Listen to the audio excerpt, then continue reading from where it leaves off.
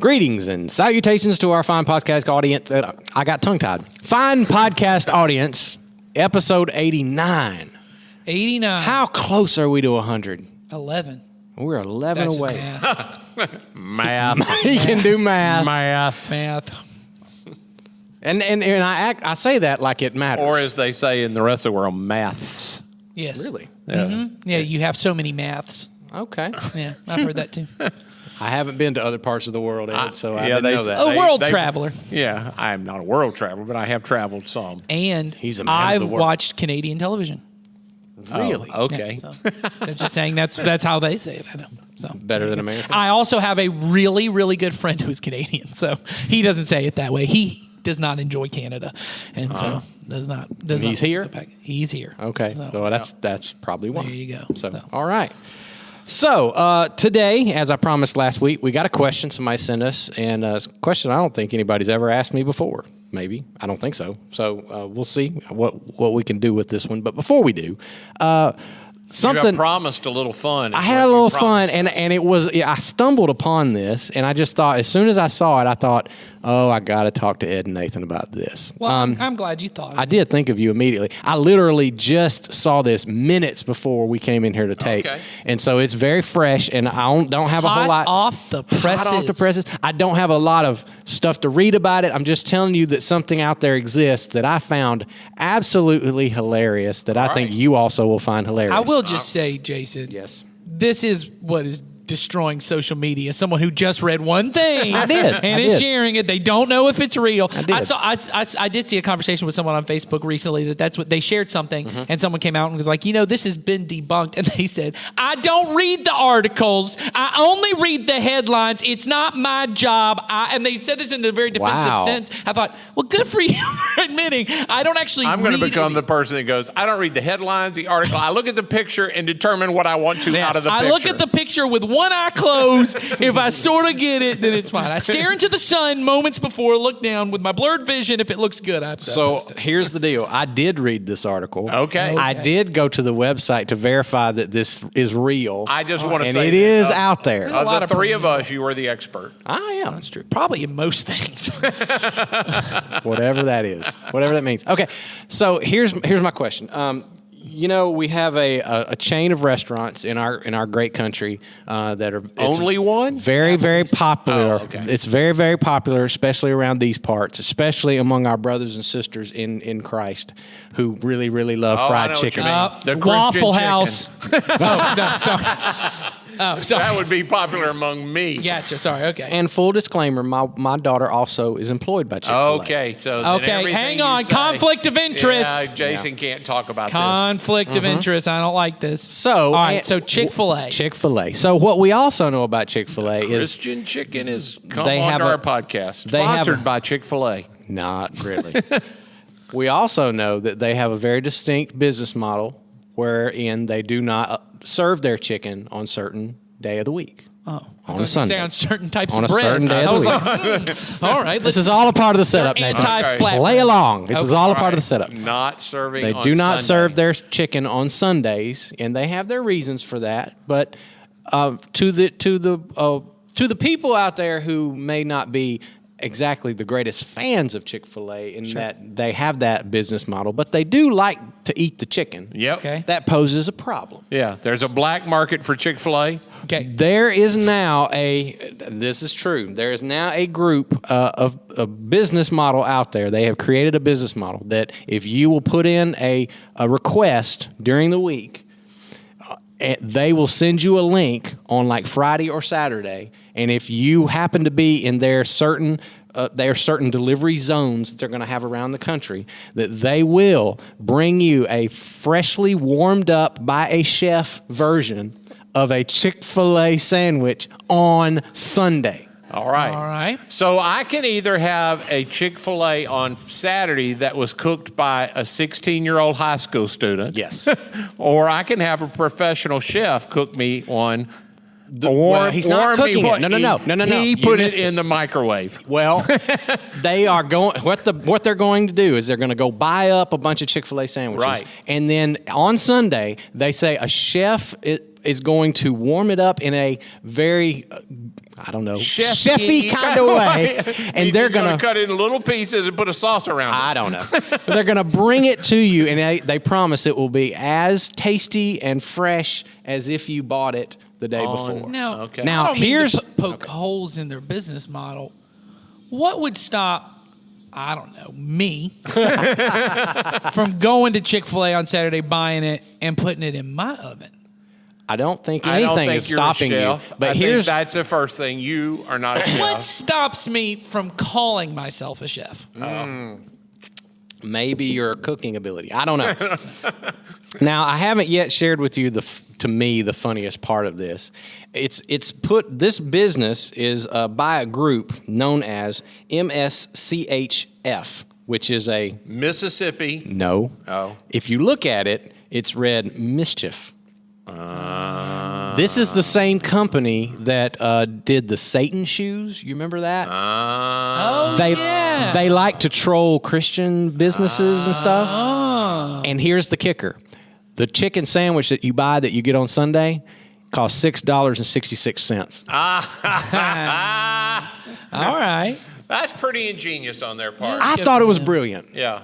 That's good for them. They're being really, really clever. If you go to the website, which if you want to see it, it is mschfsundayservice.com. Sunday service. I like And what's funny is when you go to the landing page, it throws up and it says, shouldn't, Christian chicken be served on Sundays? And then the two options are hell no or heaven yes or something like that. And no matter which one you click, you go to the same website. And then it brings up this thing and it says, when do you want your chicken? And you click it and you order it, and then it tells you the whole process. And then they promise if you wind up because I guess they've got people out there trying to buy up a bunch of chicken on Saturday, Chick-fil-A on Saturdays, they'll bring it to you and deliver Is it to this your door. available in our region? Where is this Well, available? I didn't go that deep into it, Nathan. I don't know if that's available, but I will say this: we got more Chick-fil-A's in any part of the country. So I would think so. maybe We're we right could. near the We headquarters. should try it. We should.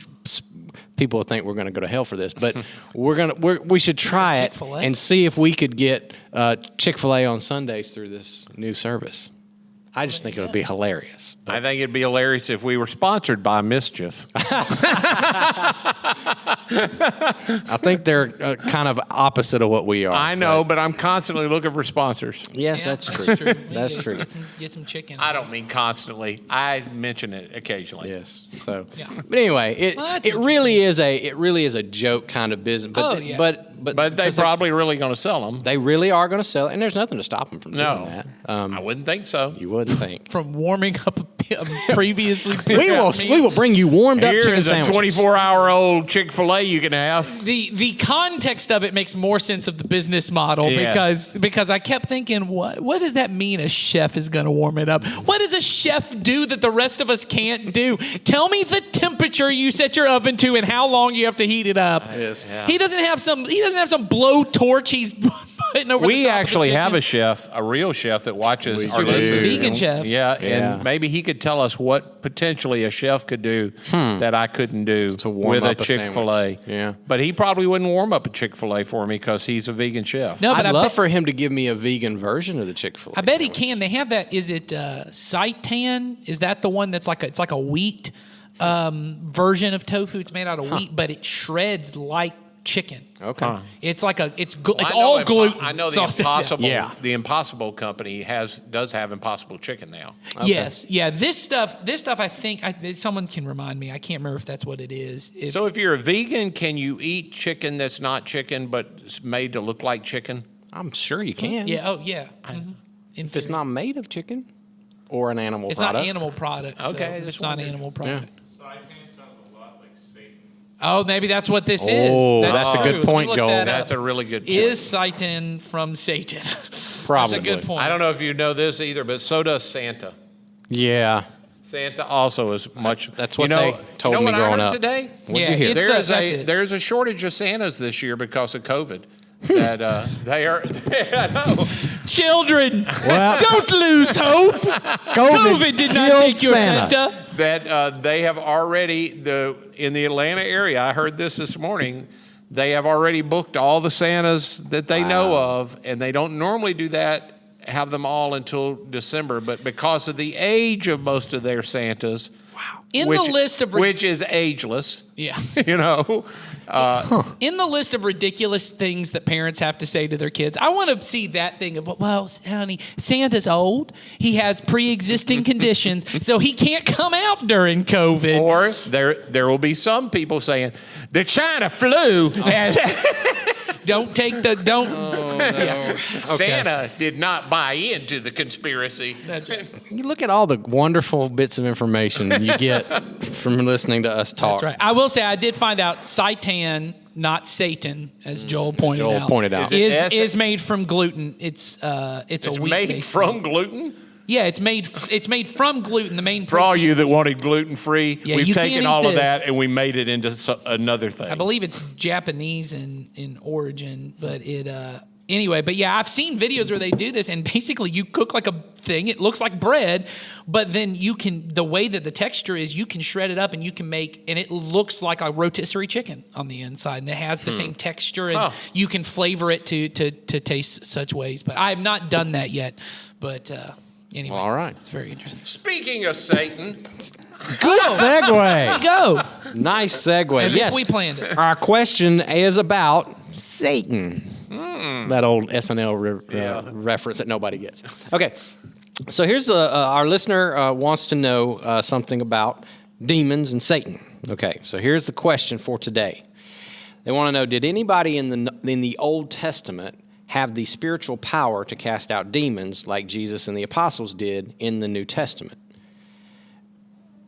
My thinking is their premise is based on the fact that they don't see anybody doing it in the Old Testament. Right. Which is technically true. yeah.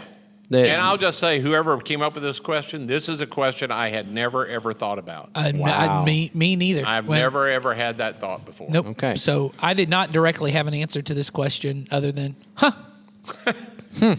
So, Yep. So I did, and I hate to use this word right now because we've made such fun of it, but I did a little research, which means read the article? I read one headline. No. I looked at a picture. Yeah.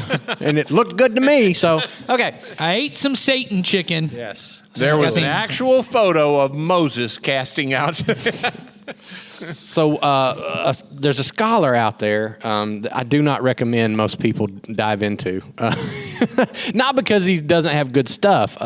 Jason getting a takedown. This is a hot That's take. my hot take right there.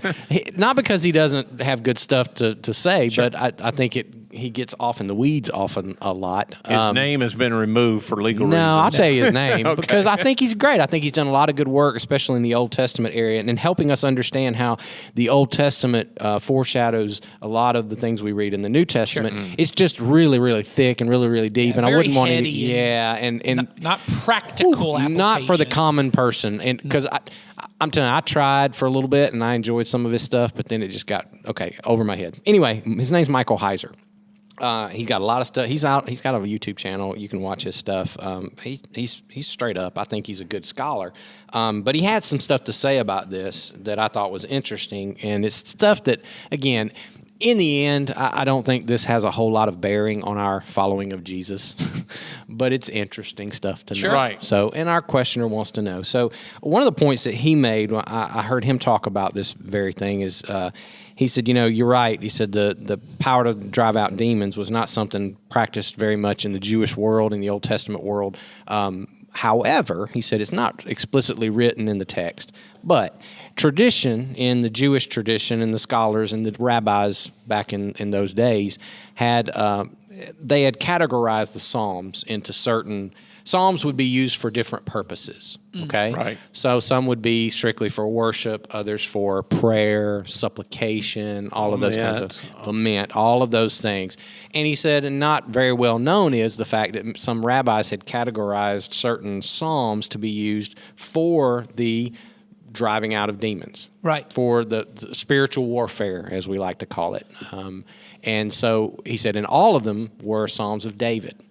And that David had written these psalms for the purpose of prayers that would help in this area. Okay, so among the Old Testament scholars, they believed that the Jewish rabbis believed that David had that power from God that was given to him. He said, which then, of course, led them to the teaching that when Messiah would come, who they would, of course, refer to as the Son of David, coming through David's line, he would not only possess that power, but would then have it even greater. Yeah. So when Jesus comes on the scene, one of the first things he begins to do is Right. this spiritual warfare, Right. casting out of demons, and that was, to that culture, that was a big, huge sign, a big, huge symbol of saying, I'm the Son of David, the Messiah you've been waiting for, who has power to cast out demons like nobody before me and no one since. And so again, and then his giving that authority to his disciples was just an extension of that. Right. Because we all know that the signs that Jesus did, the miracles that Jesus did, they weren't just for the purpose of what was being done. That's right. They were signs. They were all signs. That's what Jesus calls them. Yeah, that's right. These signs that you see. Like, That's right. You know, like that passage when John the Baptist asked, are you the Messiah or we should wait for somebody else? And he said, well, you go tell John this. And he just lists out all the things he does. Right. That's right. And he uses that as one of them. That's right. I'm casting out demons, the blind see, the lame walk, blah, blah, blah, the whole thing. And then the good news is being preached to the poor. You tell him that. All of those things that he lists in that list of the things he has done and is doing were signals to that culture of this is what Messiah is going to do. That's right. And so the new has come, the one you've been waiting for, I'm him. You don't need to wait anymore. So did anyone in the Old Testament have that spiritual power? So that's your answer. That was a tradition among the Old Testament scholars of that day. But then, of course, Jesus came and completely fulfilled that. Yeah. With that said, do we know of a specific instance? I can't give you a specific instance, but I don't have any reason to doubt what Michael Heiser just said. No, I don't either. I mean, I don't have any reason, but if you're asking where in the Old Testament do you see it, well, you don't. you don't. It comes from extra biblical like readings. I'm guessing the Talmud and stuff like that. Yeah, the writings of the rabbis and Right. the teachings that you don't get specifically from the Old Testament. Yeah. But and a lot of tradition that comes through that he, of course, has studied and scholars like him have studied. And then you take all of those pieces and you can put them all together and you see all of this, which is, again, like I said, it's good stuff. It's interesting. It's intellectually stimulating, I guess. But in the end, it doesn't have a whole lot of bearing on us today. Yeah. So It's always interesting to me, and I can't remember when I first heard this, and I'm probably going to quote it because this is not something I've spent a lot of time on, that all throughout the Old Testament, there are hundreds of years where there are no miraculous kind of things Yes, mentioned. that's You right. know, that there Absolutely. It's very brief periods by very specific people that later there are messianic kind of point backs to, Elijah, Elisha, those kind of Moses. But there aren't just all the time miracles in the Old Testament. no. Well, and don't you think, you and I talked about this, Jason, a little bit off air before we started, but a lot of what this is, and I think when we approach the Bible, and this maybe goes to the book that I know we're going to discuss, I guess, next week on the podcast, but when we approach the Bible as if what it is primarily a reference book that has topics, and I have a glossary in the back, and so I want to know about demon possession, and then I go to this, and it gives me 32 verses to go to, and I know about demon possession because I read the story of Jesus casting out someone demon. When we do that, we are misunderstanding the purpose of the Bible, and when I think that what the Bible is trying to do is to help me fully grasp and understand everything God does and will do, I think that's a misreading of it, because we were talking about this beforehand, often these biblical writers, even people post Jesus in the New Testament, like Paul and them, you can see them almost fumbling around to try and describe what Jesus has done. We saw Jesus die on the cross, and we know because Jesus died on the cross, something has happened that has reconciled us back to God. But then Paul uses all these different kinds of metaphors Images to and describe pictures. what happened. And we often take those pictures and go, that's what it is. That's exactly it. But I don't think that's what Paul's doing. I don't think when you talk about even in these Old Testament examples, they're trying to say, this thing that happened is precisely what God was up to. It's almost as if they're saying, we are running to catch up with what God is doing. Oh, yeah. We are recording, and you see that all over the book of Acts, which we did talked about the book of Acts, maybe a series ago, where it's not that you see people controlling God and calling God to do things. They're seeing the Holy Spirit do things, and they go, okay, I guess that's what the Holy Spirit's up to, so That's we right. got to catch up with this. And so I think that's important to understand. Where this may be helpful, this kind of knowledge may be helpful, is to better understand what people who saw Jesus and they see Jesus cast out demons, because we do know at other times it says, hey, Jesus, other people are casting out demons in your name. What do we do about that? And Jesus is like, well, if they're not they're not against us. They're for us. And that's not really like a academic answer to the question. And you know what I'm saying? Yeah. That often we come to these things with these very academic questions to a text that sometimes is just telling us a story Well, what about we something know God did. Yeah, that's right. And we even say it when we teach around here. This is a biography of Jesus, but it's really not a. They don't start in typical biography form. Right. They're not trying to tell the complete history of his Right. life. Yep. And John, even in his account, says there are many other things I could tell you. I just decided this is all you need Yeah. to accomplish the purpose that Jesus came for, which is that you believe and you have life in His name. So I'm not trying to tell you everything about Jesus. Well, and it's why we have 4. They're often highlighting different aspects of Jesus' ministry. I remember. And even the Old Testament, to look and think we have all the ancient, and I've heard people say things like this when you talk to them about other things. They go, everything I need to know is in the Bible. Well, okay. But you can't even understand all the ancient world that the Bible was written to Right. by just reading the Bible. You must read some other things to understand the world it was written to, so you can understand what the Bible is saying about the world it was written to. Yeah.